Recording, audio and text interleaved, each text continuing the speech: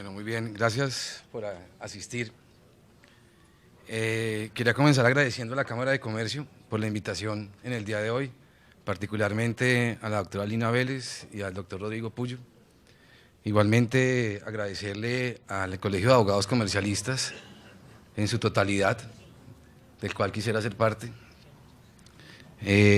Igualmente agradezco a la Universidad Externado de Colombia, particularmente al maestro Fernando Inestrosa y al doctor Sotomonte, bien representado acá por su hijo.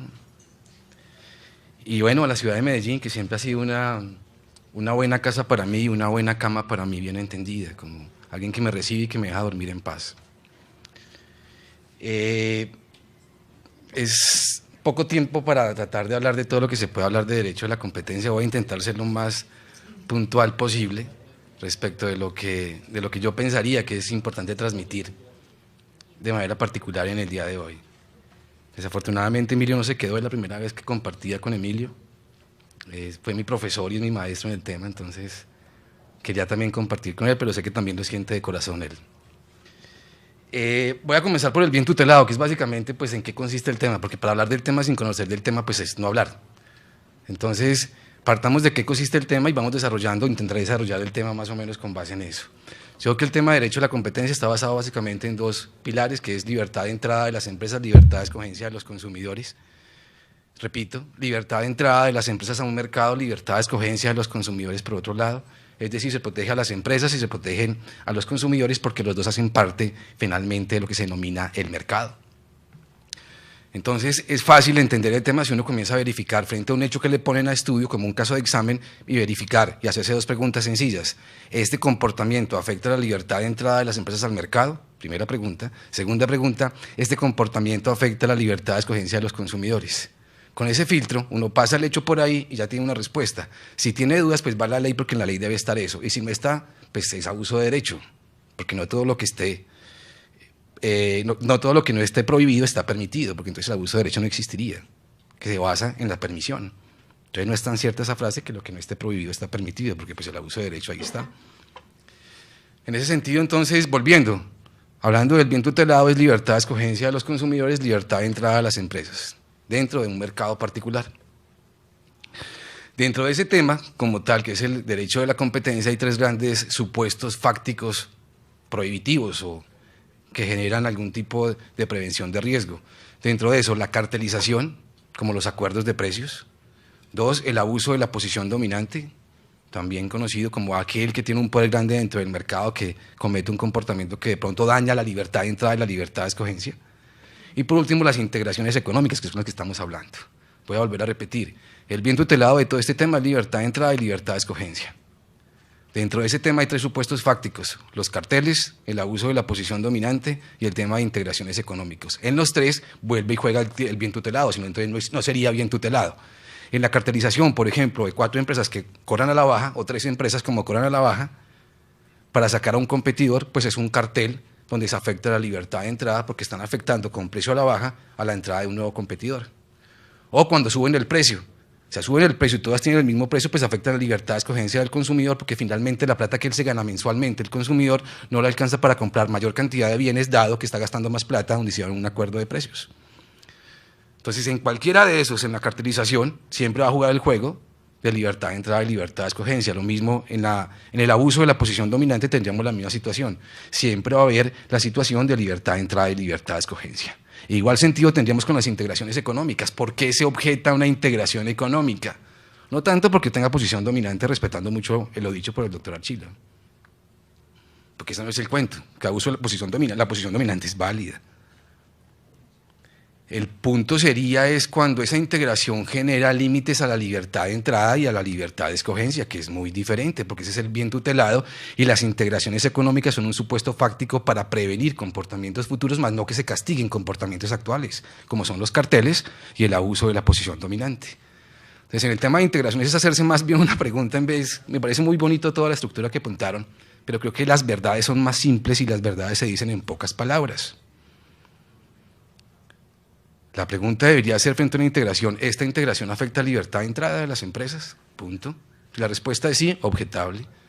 ¿Esta integración afecta la libertad de entrada de los consumidores? Y la respuesta es sí, porque no hay elasticidad de la demanda, es decir, que no pueden comprar en otras partes los consumidores. Es objetable. Punto. Pensaría. Muy coloquial, pero muy cierto. Dentro de eso, todo lo que estamos hablando de integraciones económicas siempre se plantea dentro de un mercado relevante. Un mercado relevante entendido como donde tiene efectiva ocurrencia esa integración económica. Entonces, pintan un mundo de comportamientos de algunas empresas que han sido objetadas y que han objetado la integración.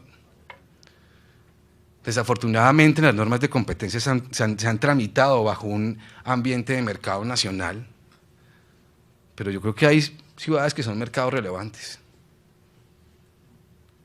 Se volvió un derecho exclusivo de la Superintendencia de Industria y Comercio, buscando si Bavaria se integra con Leona, entonces el público ¿qué va a hacer? Pero yo creo que uno en una ciudad, hay integraciones entre empresas que participan en esa ciudad, o en esa provincia, o en ese pueblo, como se llame, donde efectivamente hay integraciones económicas, y eso es un mercado particular, pero el mercado no es Colombia, porque entonces se volvió un derecho de estrato 6, y yo creo que la ley es para aplicar en el estrato 6, en el 5, en el 4, en el 3, en el 2 y en el 1, y a veces hay mercados relevantes que son de una ciudad y hay que mirarlos. Y en algún momento toda esa parte de integraciones económicas se convirtió en un derecho de las grandes empresas, como si para las pequeñas empresas tampoco no sería aplicable el derecho.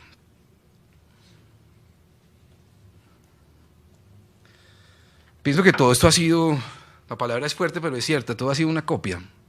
Desafortunadamente nos toca trabajar en esa copia, porque entonces, ¿de qué vivimos?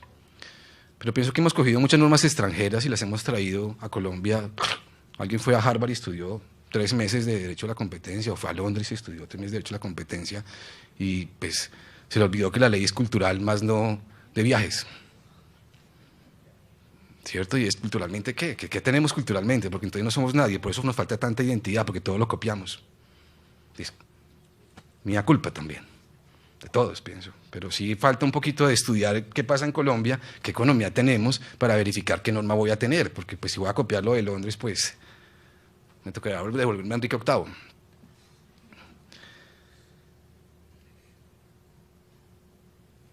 Pienso que la parte de objetar y condicionar integraciones sin mirar el marco internacional se llamaría un harakiri. ¿Cómo le voy a exigir a normas a empresarios colombianos cuando se integran mismas aplicaciones a las como misma lupa como la están aplicando en Estados Unidos y en Europa para sus empresas? Yo quiero ver qué está pasando acá. No sé si la semana pasada estaba en un congreso con el superintendente delegado de competencia y él decía que ese día había hablado con Nueva York y con la Federal Trade Commission y que habían hablado y que ya tenían todo cuadrado para las... Me dice, habló, no habló, me importa saber qué pasó en Marinilla con la integración. ¿Qué pasó en Cartagena con la integración? ¿Qué pasó en Washington, en Nueva York?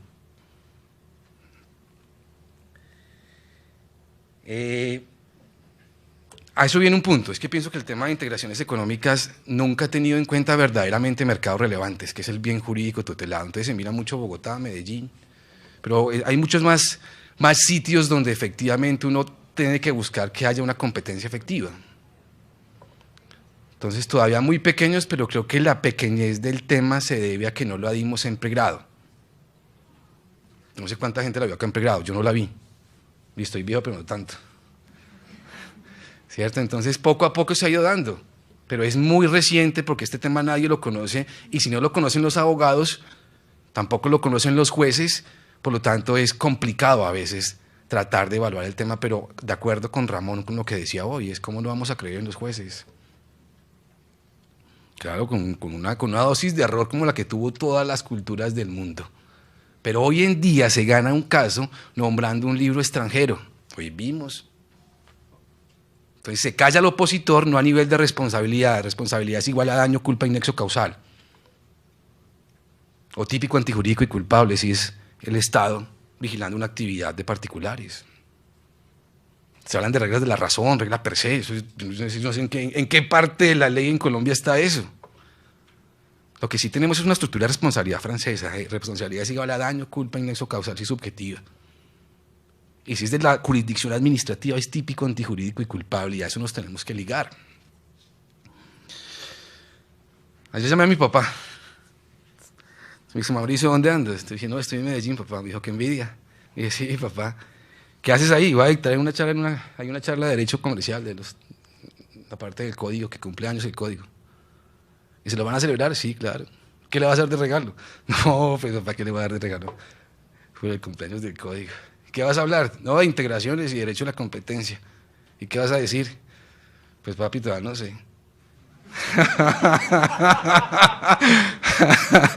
y mentiras que sí. Te dije, no, no sé qué va a decir, papá. Me dijo, ¿sabes qué he pensado, Mauricio? Entonces le dije, ¿qué has pensado, papá? Mira, este caso, a ver cómo lo resuelves tú, Mauricio. A ver, papá, láncelo. Entonces me dice, yo creo que las grandes multinacionales compran por volumen y obtienen un descuento grande. ¿Eso es cierto, Mauricio? Yo me sentí en interrogatorio de parte, diga si es verdad, sí o no. Entonces dije, sí, papá, claro que sí, compran más barato. Entonces me dice, por eso. Si los grandes compran por volumen y compran más barato, los pequeños nunca le van a ganar. Porque los pequeños compran a mayor precio. Entonces, ¿quién está subsidiando a quién, Mauricio? Yo no sé, papá. Entonces me dice, diga eso mañana. Entonces, ¿qué voy a decir, papá? Que debería existir una ley que los que compraran cualquier tipo de bien, sea por volumen o más de tal, debería ser al mismo precio, porque si no, los de menos plata están subsidiando a los de más plata, porque los de más plata compran más barato.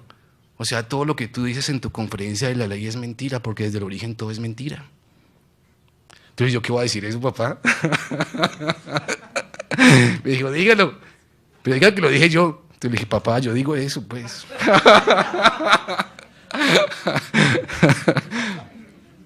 Bueno, entonces finalmente pienso que el tema es más filosófico y de lógica, es que lo que está pasando en el mundo es que Europa y Estados Unidos compran mucho más barato, porque compran por volumen, vienen a países en vías de desarrollo, como nos llaman a nosotros, que debería ser al revés, y nosotros, las empresas que tenemos no tanto poder afuera y en todos los mercados compramos menos cantidades pero más caro. Por lo tanto, la eficiencia del mercado no es el buen servicio, sino que los grandes están cobrando unos insumos, están comprando unos insumos a menores costos. Por lo tanto, la guerra está perdida desde el inicio.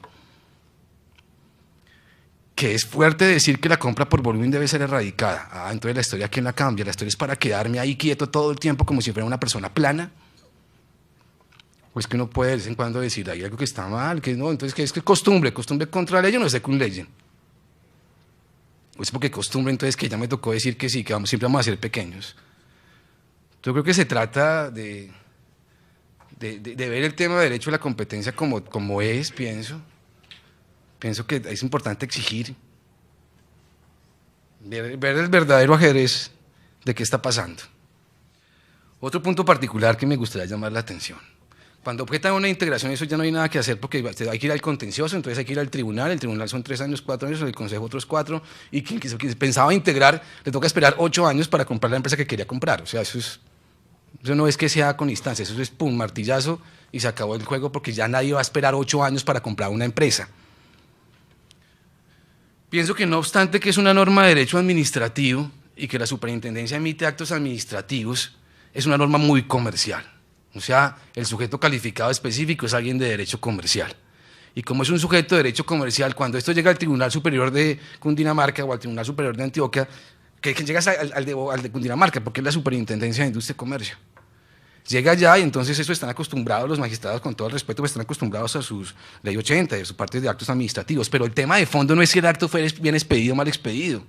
El tema de fondo es comercial porque es mercado, es libertad de entrada, libertad de escogencia, elasticidad de la demanda, elasticidad de la oferta. Pienso que está llegando a la jurisdicción equivocada porque la jurisdicción debe tener especialidad en particular. Esto sumado que cuando alguien denuncia en la Superintendencia de Industria y Comercio, si son sancionadas las empresas, es una plática que va para el bolsillo del Estado, una investigación de 3 o 4 años, y el que denunció dice, ¿y mi plata? Entonces dice, no, yo te dije que esto era solamente para sancionarlos a ellos, y para que de pronto prohibieran la conducta, pero tú no tienes acá perjuicio. Entonces él dice, Echeverry, Digo, no, Echeverry no.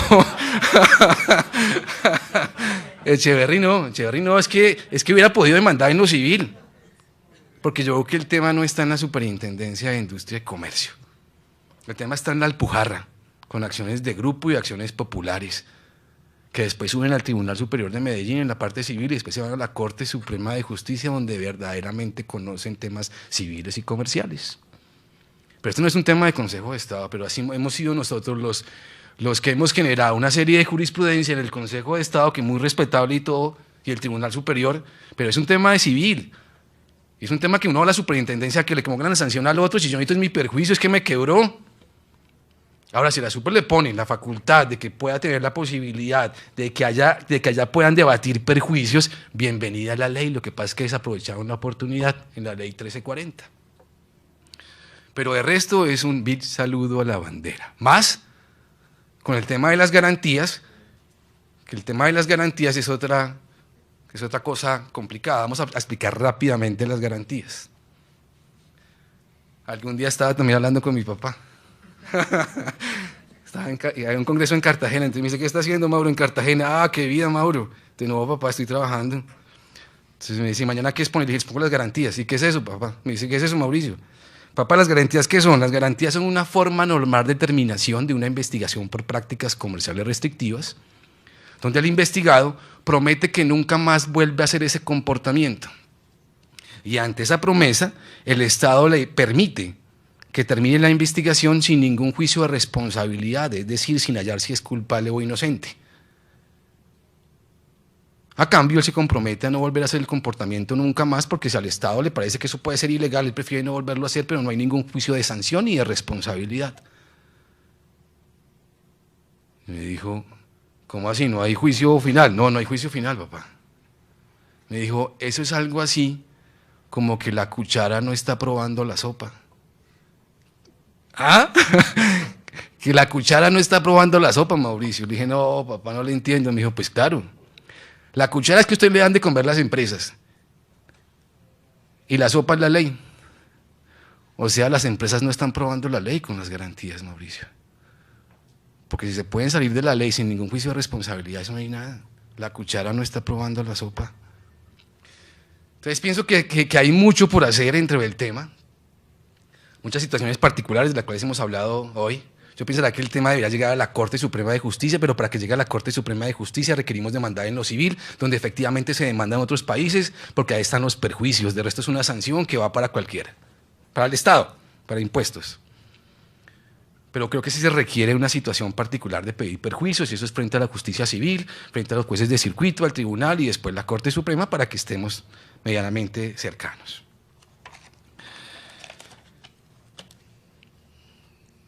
Creo que es importante prestar atención a los carteles internacionales. Y es que ya hoy en día se están repartiendo continentes y eso está por fuera de la ley colombiana, y si no comenzamos a investigarlo, pues estamos también muy fritos, porque entonces nos va a llegar solamente uno y se reparte en el continente, porque hoy en el mundo están quedando 3 o 4 actores muy fuertes y esos están a veces intentando no competir, y pensaría que es importante prestar atención porque hay una gran fuente de trabajo. El que lo entendió, lo entendió.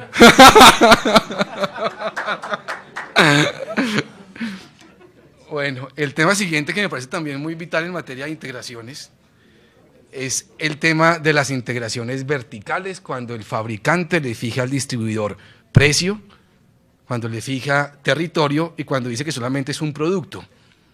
Eso puede ser agencia comercial o no puede ser agencia comercial, y los distribuidores no se han dado cuenta que con el TLC se acabó la agencia comercial, porque hay un articulito que dice que la cesantía comercial se acaba, pero como no tuvieron representación en el Congreso, nadie los escuchó porque nadie dijo comercial. Y en integraciones verticales pienso que es importante mirar lo siguiente, y es: un fabricante le fija el territorio, el precio y el producto a un distribuidor. ¿Será que eso es una integración vertical, ya que lo está controlando totalmente?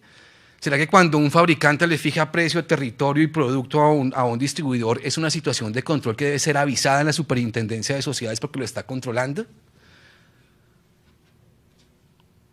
Dura lex, la ley es para cumplirla. O hay que modificarla o no la tengamos en cuenta, pero dentro de lo que yo aprendí Es que cuando hay un contrato a través del cual yo controlo la voluntad del otro, es decir, le fijo precio de reventa, le fijo dónde lo vende y qué es lo que puede vender, si eso no es control, y si es así, habrá que estudiar y verificar si vale la pena que esos contratos de distribución o de comercialización, donde se fija todas estas circunstancias, hay que avisarlos a la Superintendencia de Sociedades porque hay una situación de control. Y a partir de ahí se genera un mundo de situaciones particulares, porque el control no solamente es vía accionaria o cuotas sociales, sino que hay un supuesto adicional que es cualquier tipo de contrato a través del cual se controle. Digamos que entonces, pues, mucho que hablar, poco tiempo para decirlo, pero voy a terminar por donde comencé. Es un tema sencillo, muy sencillo, y es solamente libertad de entrada, libertad de escogencia. Pasen cualquier hecho por ahí, y puede ser libertad de entrada y libertad de escogencia. Segundo punto de reflexión, y este no es un tema que involucre todo el territorio nacional, porque es que una cuadra puede ser un mercado relevante, y para que sea mercado relevante solamente hay que diferenciarlo del otro y decir que estos consumidores nunca pisarían este mercado porque no les es rentable ir al otro mercado. Es decir, hay integraciones de pequeñas ciudades que generan dentro de ese mercado un ambiente anticompetitivo porque solamente queda una. Entonces quedó una en la ciudad o una en un pueblo. Pero como la superintendencia sacó una norma donde dice solamente tienen que venir acá las que superen tanto cantidad de monto. ¿Y qué hay la ciudad qué? Entonces esto ¿cómo va a ser? Porque entonces en mi ciudad pasa esto y yo qué hago ahí. Entonces no tienen que ir a avisar porque no pasa el monto. Yo creo que está cuidando las normas de competencia hoy en día un monto, un PIG, un balance, pues está cuidando efectivamente el mercado dentro de una ciudad pequeña que está pasando esto. Lo digo con todo el cariño, me encanta Medellín porque saben mucho de derecho de daños y de responsabilidad, la tienen clara, no sé qué fue lo que les dieron, pero la tienen súper clara. Y pienso que vale la pena darle la oportunidad a la Alpujarra para que falle, que eso suba al Tribunal Superior Civil y que coja vía hacia la Corte Suprema, porque vale la pena que estos casos estén dentro de la jurisdicción especializada para ello, porque de ahí, digamos, que la competencia en derramas tiene su razón de ser en la especialidad que tiene cada rama en su know-how. Para mí fue un gran placer. Gracias.